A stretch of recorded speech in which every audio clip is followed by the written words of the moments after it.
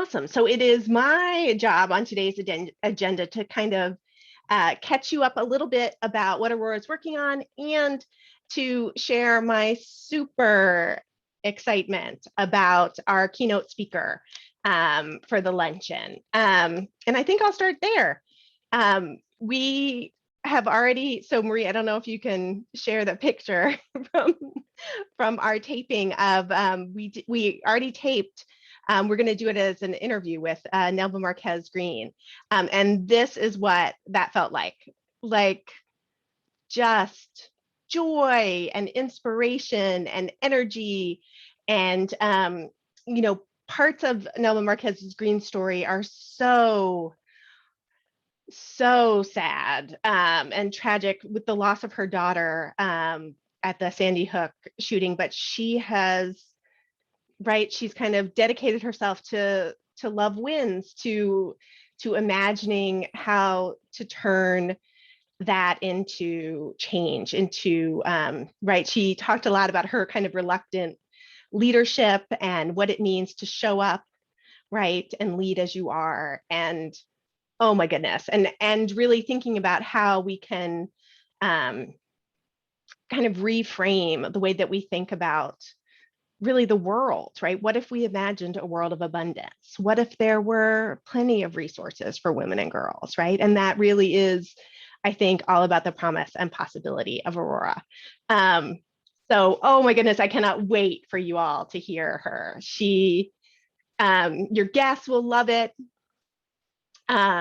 So you can feel really great about reaching out to all those networks to share Nelva with them. They'll definitely come away, I think they'll feel inspired for sure. So just to let you know that, so I think I've told this story before, but when I reached out to Nelva, she said, well, can I get back to you after Oprah next week, after Monday, like it was a Thursday? And I was like, sure, great. I didn't realize, I follow her on social media. But so she hosted Oprah and Bruce Perry for their new book that's called What Happened to You, that's all about Dr. Bruce Perry's theories about the brain and trauma and how we can reframe the way that we interact with both kids who have experienced trauma, adults. It can be this kind of new model going forward. So we're so excited, or Nelva was so excited about us, that she was really, we were right after Oprah on her list of people to talk to. And so we're actually working on a partnership with her to present that book and the ideas and kind of have a facilitated conversation with the Connecticut Collective for Women and Girls, which is the statewide network of all the organizations that serve women and girls across the state. She was really interested to reach that audience. And so that's something that Aurora is facilitating to kind of increase the capacity of all these organizations around the state for them to kind of think through these ideas around trauma, both for the women and girls that they serve and also for their staffs. How do they support them better? So I think that is a really exciting development. I think she's going to be a great partner for us. She's more than just a keynote speaker at our luncheon. I think she's really going to become part of our mission, helping us in our mission, which I think is fantastic. I think unlike other keynotes that just brought their message, but this I think really has potential to have a long-lasting relationship, which is great. Yeah, I think you're exactly right, Kathy. And other exciting events that we have coming up on October 5th, Aurora is going to host its second data literacy training for nonprofits serving women and girls. So we're working with Connecticut Data Collaborative, who helped us build the Women and Girls Data Platform and do our COVID-19 report that came out in January. So they're going to do, we held a training in February. We had 31 nonprofits participate. And that's important because we're providing the data, but we're also offering the tools of how to use it for improving your programming, for getting funding, for doing donor appeals, right? So we're building the capacity of all these organizations so that they can serve more women and girls and serve them better. So to me, that is a really exciting initiative that we're working on. So we're going to do a second one that is going to, the first one back in February was focused on the Women and Girls Data Platform. This time we'll be doing the Women and Girls Data Platform and the COVID-19 report, how to use those effectively. So I feel like that's really exciting. And I think also that our COVID-19 data and work continues to inform what we're doing at Aurora. So many of you are also Giving Circle members. So we use that data to identify mental health, housing, and childcare as continuing to be kind of crisis points during and as this pandemic sort of, I don't know, stretches out, keeps going. So we were funding those areas, but I also think particularly the mental health focus really overlaps with Nelva's expertise. So there are lots of good connections to be made there. So I think those were the main things on my list. Marie, did I miss anything that I should be talking about? I hope you all saw the newsletter because we're super proud of it. It looks so, we couldn't fit everything in. It was really a lot. That was the hardest part, was cutting. There's a lot going on. There is. All good. I'm going to replace this. I am going to, before I share my screen, I am going to turn my camera off so that you don't have to see me looking at the screen this way. But I did want to say hi to everybody. And Jenny and Nelva did such a beautiful job. Amber and I know the luncheon committee knows this already, but Amber and I were just so honored to be there. And Jenny has such a grace and tenderness with her. And I can see that this is definitely going to be a friendship going on. I mean, we're sweetheart hugging at the end, even with masks on, right, Jenny? So lovely. But okay, so I'm going to share my screen. I'm going to go through, especially, I know a lot of you did this last year, but we are going to record this so that new people, we do have 3 new table hosts, which is exciting. Thanks to Karen Binkhorst has 3 new ones. And so I'm starting with Leah's email. Can everyone see that? Is that right? I'm going to start with the email. I'm using Leah's because she and I sort of co-host together because we overlap on a lot of people. But once, some of you have already received this, but once I know whether you plan on paying for your table or having your guests apply, pay for your table, you'll get an email similar to this. And I don't know if it's, I know with me, I would have to have glasses on, but the main point is that it gives you the landing page that you can go to. It gives step-by-step instructions that you're able to give your guests. And our main point is, as we all know, personalization is best. So if you send a personalized email, or if you'd like a hard copy, you can let us know. We're getting a few extras made of the postcards that are going out, hopefully either tomorrow or Monday in the mail, that you can send those out. And so the step-by-step instructions basically have you go to the landing page, and the most important part, and I know this is super small, and there's a promo code, and it's most likely your last name, but that's really the most important part. So when they go to this PDF that we've created, and I can make this one bigger. They can use this, all your table hosts and guests can use this to register, and it gives you, the information, and they can use this link to register, and it will take you to our landing page, which we are pretty proud of, which gives all of the information. It gives about the event, about Aurora, when the main event is, when we have the details of the pre-networking sessions, those will also be on there. We have 2 pre-networking sessions by 2 of our sponsors. And then lists of all of our sponsors and everything is on the landing page.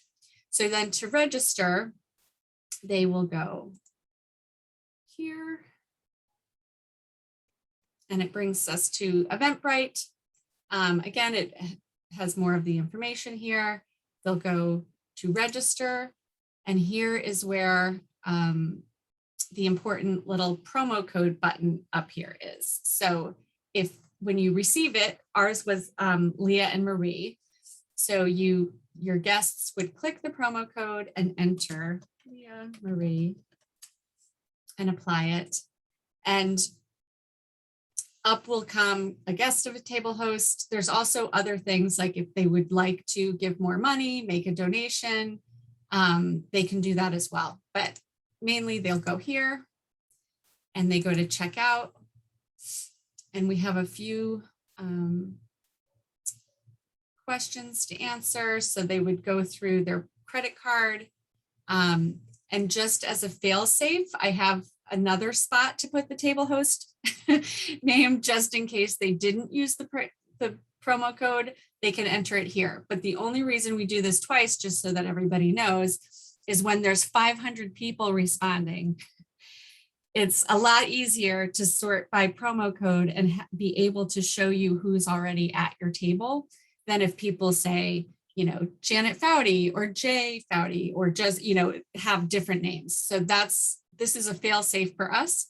And then they can go here. If they are interested in attending the pre-event networking, they can choose yes, no, or maybe. Depending on their answer, we will be sending them links to do that. Another little piece here, I know we don't want to get inundated with a billion emails, but if you can click that Eventbrite can send me emails about, no, that one, sorry, keep me updated on the latest news and events from this organizer, because that automatic emails come from Eventbrite. The other fail-safe we learned last year, as many of you know, we also send you emails from us. So if for some reason Eventbrite goes to your junk mail, we will be sending you an email of reminders and the Zoom codes and all of those things as well. So we apologize in advance for the abundance of information. It's just that sometimes Eventbrite things go to your junk mail. So all of that happens and it gets registered, and we get an email saying that it came to us. And then what we'll be doing is each Friday, Amber or I will be sending updates on, and it will go to all of the table hosts on who's registered and lists of, which guests have registered. So it's a reminder, one, for you to get your things out, and do not feel bad if you have not done that so far, because Leah and I are guilty as well. So we're both table hosts and I have not sent out my emails. So we're about 6 weeks ahead. We are past Labor Day, and I think everyone's geared up to send the information out. But it should be pretty straightforward. And this is when the excitement starts. And Amber and I get inundated with pings of, you have a new registration, and they start to come in. It's very exciting. So hopefully that's pretty straightforward. I'm trying to think if there's do other people have questions? I'm probably missing something. Kathy, you have something. I just have a detailed question. When you send out the list on Fridays, is that going to be the list of people who have are we each going to get our own list that says, okay, Kathy, here's your list, or are we going to have the whole list of registrants that we can look at, so that if I see somebody on the list, I'm like, oh, she's supposed to be at my table. Yes. So it will be that. So it'll be the whole list. It will be the whole list. Okay. Sorted by table of what we know. And but then we'll see the whole list of registrants. Yes. Okay, And who's great. at other people's tables. So Great. one, I think that's just more information, the better that people know. Yep. And two, it would be very labor intensive for us to Yeah. cut and paste 40 table hosts or whatever. Yeah, which would be So- pointless because you want to see if there's somebody that didn't put the code in, which happens, Yes. which happens. But I'm glad you put that sort of stopgap second one in, because I think that'll help for the people that Yes. missed the one at the top. Yes. Yep. So if anybody sees anything that should be theirs, or they're, you can just let us know and we can adjust it from the back end. No problem. Great. Are there any other questions? Oh, there's Christina. Hi, Christina. Nice to see you. Nice to see you too.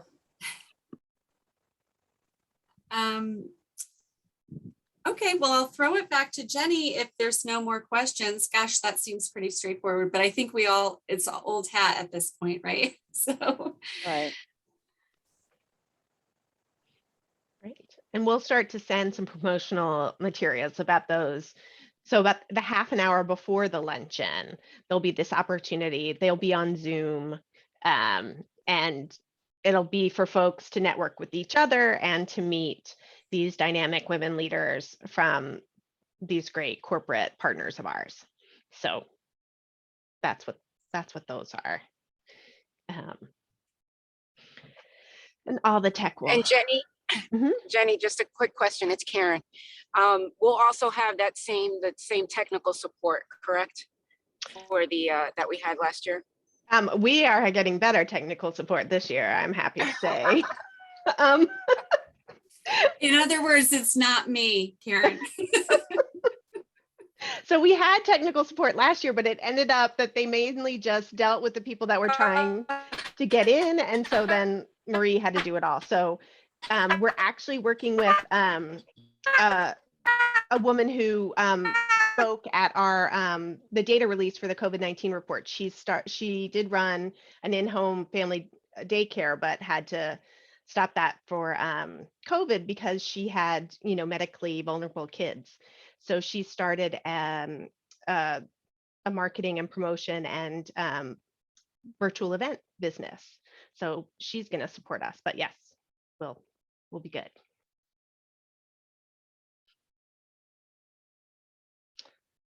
All right. So because you all are our very special supporters, we part of these table host events is an opportunity to kind of see the behind the scenes of Aurora and get an opportunity to meet folks who have been part of our Aurora funded college success programs, and so today we have a very special guest, Alysha Yard. We met her first when she spoke at the data release for the COVID-19 report back in January. And we'll ask her to talk about what has transpired since then. But it is a relationship that I have found really to be quite important to me personally, to get to know her and get to work with her and get to see her see herself as a leader. So Marie, are we going to start with just a reminder of Alysha back in February? Sure. Yep. So I'm going to share, this was the COVID-19 release report back in January. And it was the first time where Alysha was talking about the struggles that single mom students are having and answering questions. And this was in front of the legislature. So I'm going to play just a clip of it where you can see what a fabulous job she did. Oh, and I'm going to make sure, I got to go back. See, this is why we hire somebody. Make sure I've got the audio. Here we go. Can you tell us a little bit about how the pandemic has made it more difficult for you to go to work and to school? Yeah, so it's been very difficult. I'm sorry, I'm drawing a blank. So That's okay.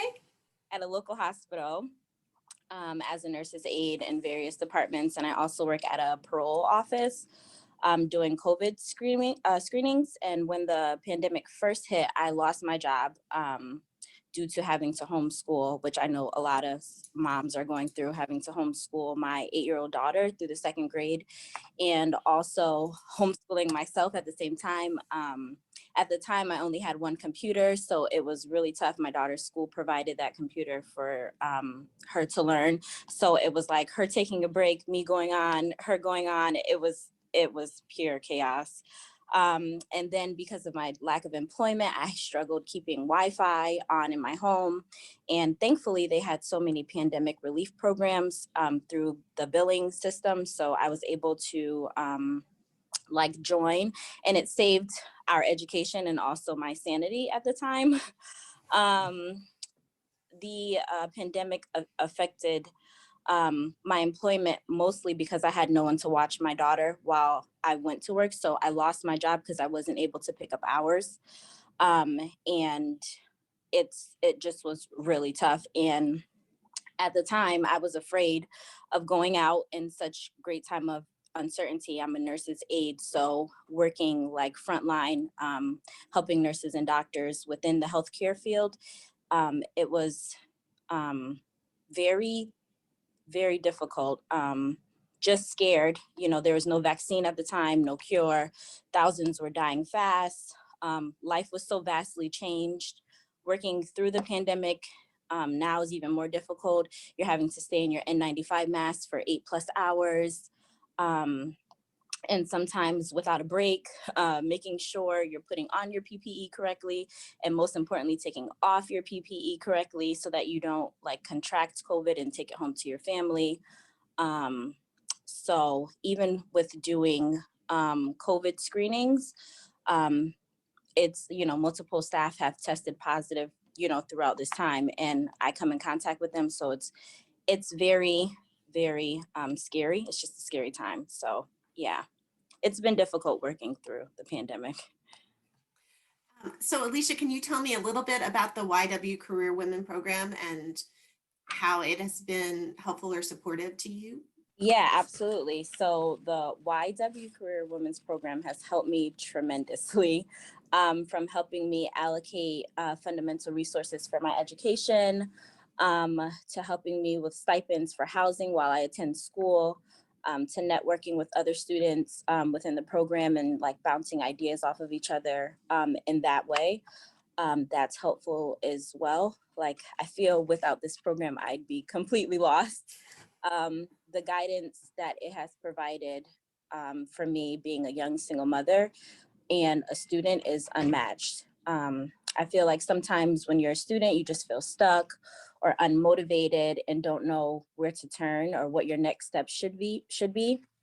Excuse me. And the YW Career Women's helps to provide clarity in those difficult moments. I think it's a safe space to share struggles and to get the help that you need without being judged or treated unfairly, and your struggles aren't being amplified or shared with the community. And that's what makes the program really great. So what's your future plan? What is your goal? What is YW Career Women helping you reach toward? I plan on being either emergency department nurse or a intensive care unit nurse. I think what this pandemic has taught everyone is to be prepared in emergent situations. People have had to become emergency department nurses and intensive care nurses within their own homes, caring for their sick families. So I think the YW Careers Women is just helping me to navigate through the program, through the very stressful times, and just motivating me to continue on to finish what I started.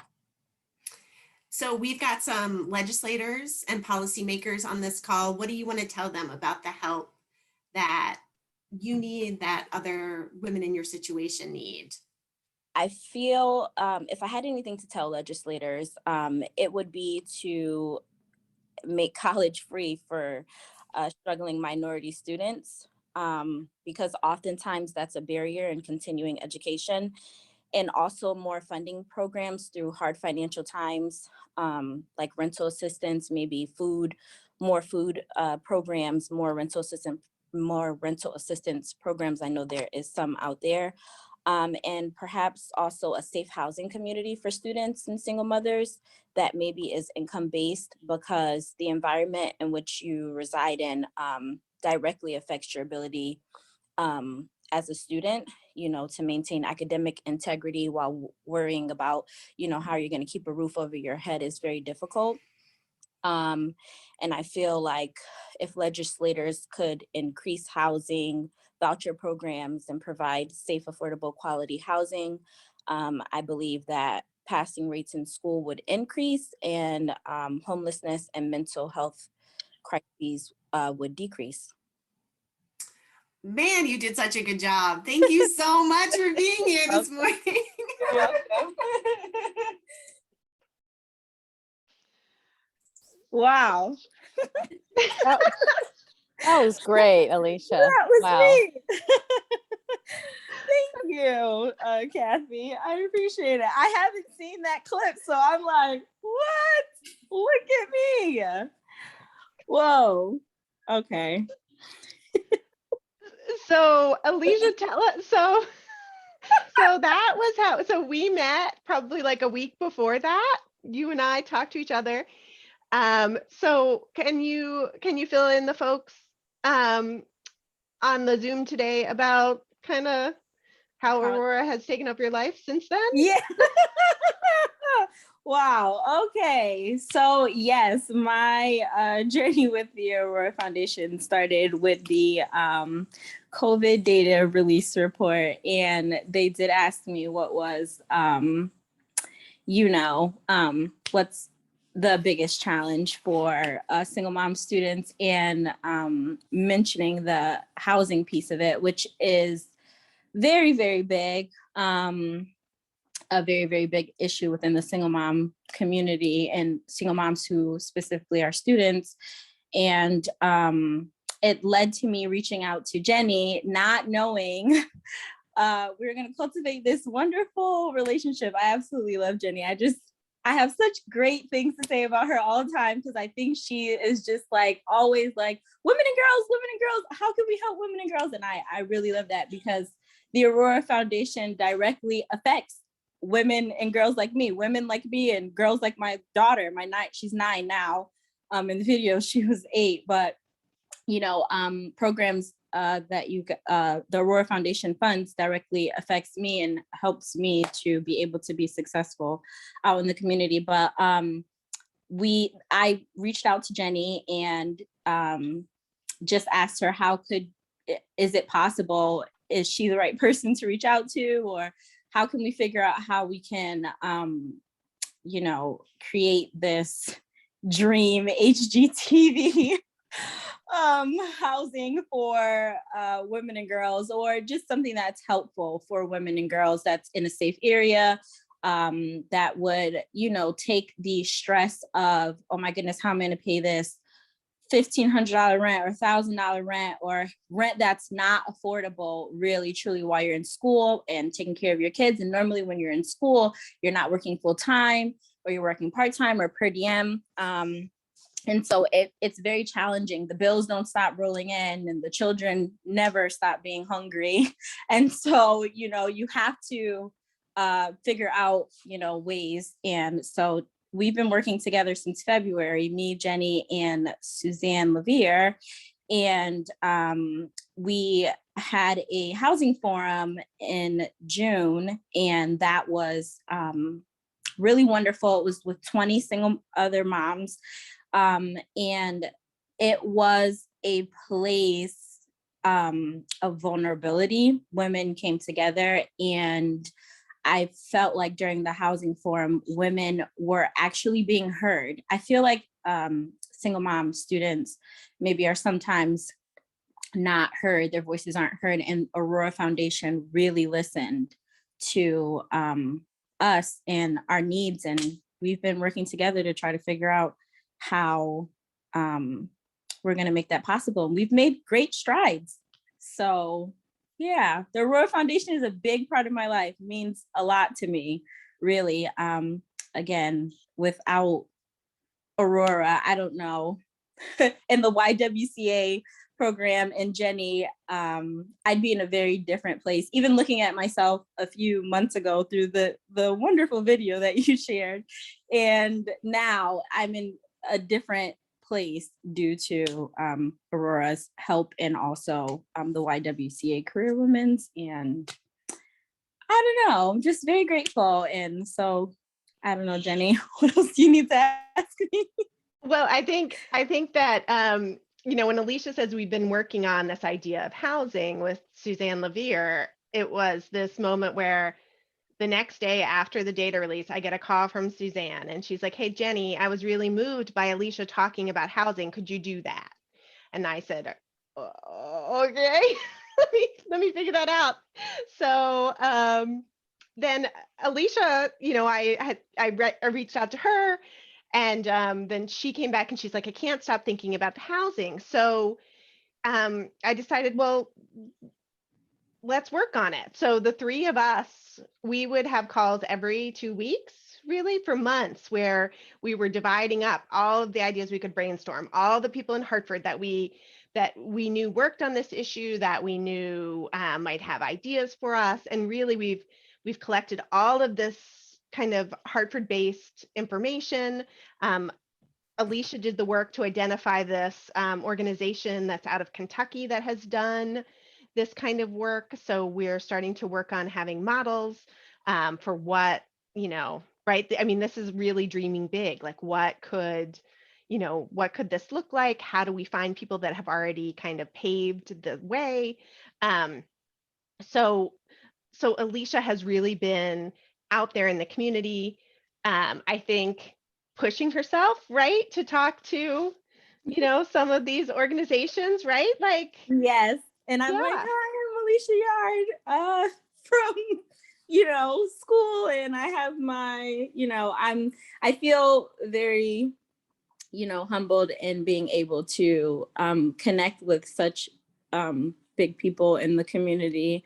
And they have listened. They are interested in wanting to help single mom students. So I think that's the biggest joy in being out in the community. I was passing out flyers to every place that you could think of that I thought would need, you know, who could help this type of population. And yes, the program in Kentucky is going to be very helpful towards what I think Jenny, Suzanne, and me and the Aurora Foundation is trying to do. And I think it's going to change the world. That's what it's about: changing the world, changing the lives of you know, young single moms and students and young women and girls, giving them the opportunity to be successful. People like me, this directly affects people like me, so it's personal. So I really enjoy the work. But I would be remiss if I didn't talk about what it was like to watch you lead that housing forum. So Alysha did the marketing, she did the outreach, and we came up with data that we wanted to collect and polls that we wanted to take.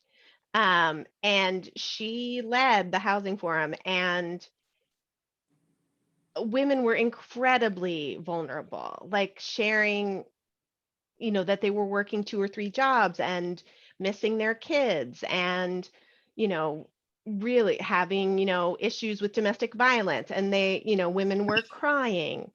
And Alysha had such incredible leadership and presence. Like, she heard everyone, she let them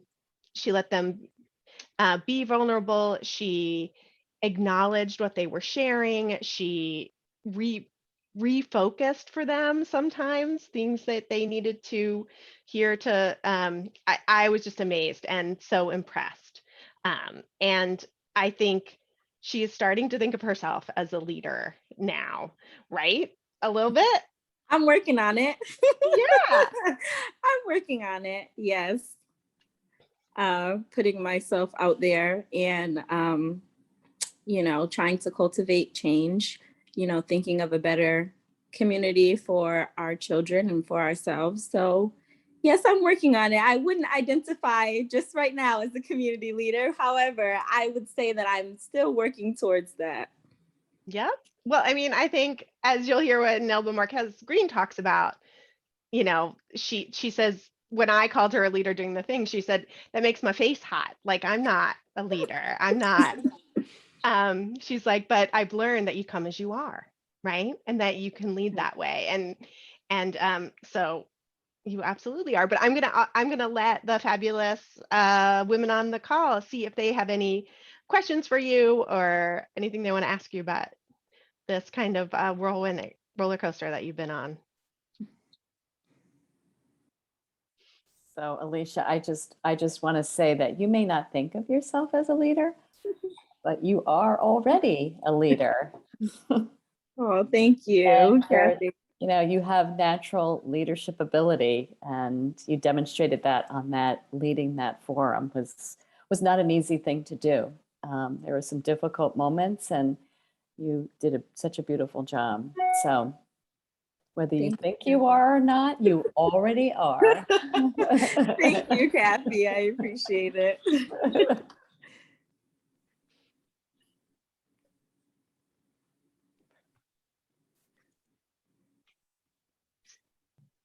Do you have any other questions or comments for Alysha? Yeah, Leah. Well, Leah wrote, Alysha, you're doing such great and important work. Do not underestimate yourself. You are a leader. And Christina wrote, thank you for sharing your story and empowering others to share theirs. Thank you. Yeah. For your kind words. You guys are so sweet. Alysha, I want to also say how impressive you are. And I was lucky enough to receive your resume from Jenny. So you will be hearing from my office manager. Oh, wow. What a surprise. So we'll have you to the office for an interview. You are wonderful. Oh, thank you so much. Wow. If I could turn red, I would. Oh my gosh. I just got super hot. Thank you. Oh, that was so nice. What a pleasant surprise. Wow. Thank you. Thank Jenny. She helped you out there. I look forward to meeting you in person. Thank you. Same to you. Jen, you are the best. You are the very, very best. Thank you so much. So I guess so you can tell that I feel so much love for Alysha, right? Like we've gotten to be close, and I got to meet her daughter, and they came for dinner, which is just so much fun to meet Cassie. But what I think you represent for Aurora is this opportunity to really listen to the community, right? Like you voiced what you needed, right? And it was Aurora's job to listen and to help you, right? To help you lead, to help you build a solution. So I think that's really the very best kind of high calling of Aurora is to move resources to women and girls, but to listen to those women and girls about where those resources should go. So that's what I find so incredibly exciting about us working together and working to move this forward. So everybody stay tuned. We're gonna make big things happen. Huge things. And I'm so excited about it. The Aurora Foundation is absolutely amazing. I'm so happy that I can, work with you directly, Jenny, and all the other wonderful board members. Everyone's been so nice and creating change. You guys really are creating change. I am, like I said, this is personal for me because you're directly helping women and girls like me and Cassie. And we are so grateful because we need it. So yeah, I'm just so excited and floored. So thank you. Well, and none of this is possible without the amazing women who step up, right? Who raise the money, who invite their friends, who host tables. So, right, you are the luminaries. And so thank you all so much for making these opportunities. And I know that Amber was gonna want to say a thank you and help us wrap up today. So I'm gonna turn it over to her, and we're gonna wrap up just in time for everybody to end their lunch hour. Yes, I just want to say thank you for attending. And I love seeing all of the faces for those who make up the Aurora community. And I look forward to meeting you in person someday soon. Nice meeting you all. Thank you so much for being here today. Thanks, Thank you everyone. so much. Thank you. We'll be in touch. Okay, time to hit the ground running. Yes. Thank you. Thank Thank you. you. Great session. Good to be with you. Thanks, Alysha.